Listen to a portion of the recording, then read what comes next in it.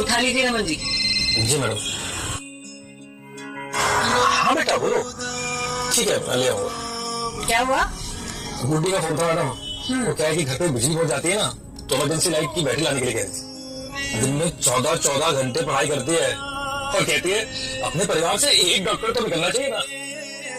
जी कल सवेरे जरा जल्दी आ जाएंगे, कुछ सामान पिकअप करना था। हाँ मैडम। ये सामान लेकर आइएगा।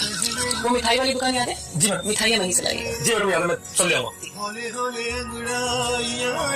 सारा सामान ले आए मैडम। मिठाइयाँ याद रख लीजिएगा। जी। और बाकी का सामान क्या था?